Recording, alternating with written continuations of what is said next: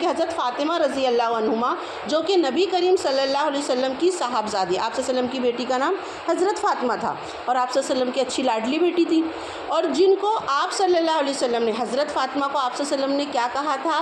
سیدۃ النساء اہل الجنہ، یعنی حضرت فاطمہ جنت میں جو عورتیں ہیں ان کی کیا رہیں گی؟ وہ سردار رہیں گی۔ ان کو دنیا میں ہی آپ صلی اللہ علیہ وسلم نے بتا دیا تھا کہ فاطمہ تم جنت میں عورتوں کی سردار رہو گی۔ وہ گھر کے کام کاج اور محنت اور مشقت کا یہ عالم تھا، مطلب حضرت فاطمہ اتنی کام کرتی تھی، محنت کرتی تھی، چکی پیس پیس کر ان کے ہاتھوں میں کیا پڑ جاتے تھے؟ چھالے۔ آج ہم کو چکی کا جھنجھٹ ہے نہیں ہے، ہمارے پاس مکسر ہے، چکی پیس پیس کے ان کے ہاتھوں میں کیا پڑ جاتے تھے؟ چھالے پڑ جاتے تھے۔ آپ صلی اللہ علیہ وسلم کے پاس نا چند قیدی آئے، پہلے کیا جنگ ہوتی تھی، ہے نا، جنگ ہوتی تھی تو جو جیتتا تھا نا ان لوگ کو کیا ملتا تھا؟ مال غنیمت، پیسہ بھی ملتا تھا، اور جنگ میں جو لوگ قیدی بنا کے وہ آئے جاتے تھے، جو جیتتے تھے ان لوگ لے کر آتے تھے، تو پھر یہاں پر ان کا بٹوارا ہوتا، جو غلام ہوتے ان کو دیا جاتا۔ تو آپ صلی اللہ علیہ وسلم کے پاس جنگ میں کچھ قیدی آئے تھے، تو حضرت فاطمہ کو پتہ چلا، تو حضرت فاطمہ آپ صلی اللہ علیہ وسلم کے گھر گئیں کہ مجھ کو بھی اس میں سے کچھ دے دو، جا کے میرے ایک غلام دے دو یا ایک نوکر دے دو، تاکہ میرے کو نا بہت محنت پڑتی ہے، چکی پیس پیس کے نا میرے ہاتھ میں چھالے آ جاتے ہیں، میں تھک جاتی ہوں۔ تب آپ صلی اللہ علیہ وسلم گھر میں موجود نہیں تھے، پھر حضرت فاطمہ چلی گئیں اپنے گھر، آپ صلی اللہ علیہ وسلم آئے تو حضرت عائشہ نے بتایا کہ فاطمہ آئی تھیں اور وہ ایسا ایسا کہہ رہی تھی، تو آپ صلی اللہ علیہ وسلم حضرت فاطمہ کے گھر جاتے ہیں، بولتے ہیں کہ فاطمہ مطلب تم کس لیے آئی تھی؟ بات ہوتی ہے، تو حضرت فاطمہ اور حضرت علی کو آپ صلی اللہ علیہ وسلم کہتے ہیں کہ فاطمہ کیا تمہیں وہ چیز نہ بتاؤں جو اس خادم سے بہتر ہے؟ تو آپ میرے پاس ایک غلام کے لیے آئی تھی نا کہ مجھے ایک نوکر دے دو ابا، تاکہ میرے کو آسانی ہو جائے کام کرنے میں، تھوڑا مجھے بھی آرام مل جائے۔ تو آپ صلی اللہ علیہ وسلم کیا کہتے ہیں کہ فاطمہ کیا میں تم کو اس سے بہتر چیز نہ بتا دوں جس کا تم نے سوال کیا ہے؟ تو آپ صلی اللہ علیہ وسلم نے ان کو کیا بتایا کہ جب تم بستر پر آؤ، جب سونے کا وقت ہو، جب سونے کے لیے بستر پر آؤ تو 34 مرتبہ کیا پڑھو؟ اللہ اکبر، 33 مرتبہ سبحان اللہ اور 33 مرتبہ الحمدللہ پڑھو، یہ تمہارے خادم سے بھی بہتر ہے۔ کیا ہے یہ؟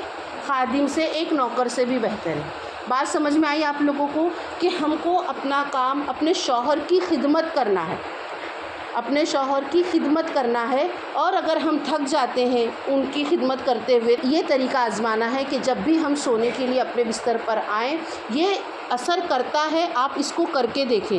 جب بھی آپ سونے کے لیے بستر پہ آئیں تو یہ دعا ضرور پڑھیں، آپ کی دن بھر کی تھکان انشاءاللہ ضرور دور ہو جائے گی، اور یہ دعا اثر کرتی ہے کیونکہ یہ میں نے ٹرائی کیا ہوا ہے۔ اسی طریقے سے ایک دوسری روایت ہے، حضرت ابو بکر کی بیٹی حضرت اسماء بنت ابی بکر رضی اللہ عنہا نے کہتی ہیں کہ جب میں نے زبیر رضی اللہ عنہ سے شادی کی تو اس وقت ان کے پاس کوئی پراپرٹی نہیں تھی اور نہ کوئی نوکر تھا، صرف ایک اونٹ اور ایک گھوڑا تھا ان کے پاس۔ کیا تھا؟ ایک اونٹ اور ایک گھوڑا۔ آج ہم اپنی بیٹی کی شادی ایک اونٹ ایک گھوڑا جس کے پاس ہو، اب تو گھوڑا اونٹ نہیں چلتے ہیں، لیکن اگر کسی کا کرائے کا بھی روم ہو تو 10 بار سوچیں گے کہ کرائے کا روم ہے، کیسے کروں شادی، ہے نا، نہیں کریں گے، بھلے سے لڑکا کتنا بھی اچھا ہو، ہم اتنا بڑا جگرا نہیں کرتے ہیں۔ تو وہ کہتی ہیں کہ ان کے پاس کچھ نہیں تھا، صرف ایک اونٹ ایک گھوڑا تھا اور کوئی پراپرٹی نہیں تھی۔ ان کے گھوڑے کو گھاس چارہ ڈالتی، مطلب ان کے گھوڑے کو جو بھی چارہ لگتا میں ڈالتی، اور اونٹ پر پانی لاد کر لے کر آتی، پانی لاد کر دور سے میں پانی لے کر آتی، اور میں خود ان کے ڈول کو سیتی، خود آٹا گوندتی، البتہ مجھ کو روٹی بنانے نہیں آتی تھی۔ وہ کہتی اتنا کام میں کرتی تھی، اتنی محنت والا کام، اب ہم نے نل کھولا ہم کو پانی آ گیا، ہم نے آٹا گوندنے نہیں آیا تو پروسیسر میں بھی آٹا گوند جاتا ہے، سبزیاں کٹ جا، ہر چیز کی ہم کو فیسلٹی ہے۔ دیکھا جائے تو ہمارے شوہر تو کتنے اچھے ہیں جو ہم کو اتنی فیسلٹی دیتے ہیں، ہر گھر میں واشنگ مشین ہے نا۔ یہ میں حدیث پڑھ لوں پھر اس کی وضاحت کرتی ہوں۔ البتہ میں روٹی پکانا نہیں جانتی تھی تو پڑوس کی ایک انصاری خاتون مجھے روٹی پکا کر دیتی تھی۔ وہ سچی محبت کرنے والی خاتون تھی جو زمین رسول صلی اللہ علیہ وسلم نے حضرت زبیر کو بطور جاگیر عطا کی تھی، وہ تقریباً 2 میل کے فاصلے پہ تھی، اور میں اس میں سے گٹھلیاں چننے جاتی اور اپنے سر پر سے وہاں سے گٹھلیاں لے کر آتی۔ بخاری کی یہ حدیث ہے۔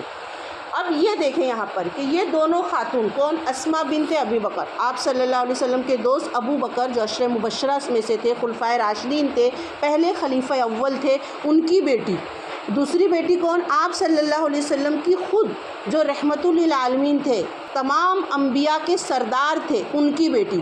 یہ دو بیٹیاں، اور ان کو کتنی تکلیف پہنچی، چاہتے تھے ہر چیز ان کے قدموں میں ہوتی۔ ابو بکر نے اسلام کے لیے اپنا سب کچھ قربان کیا، چاہتے تو کچھ بچی کو بھی دے سکتے تھے۔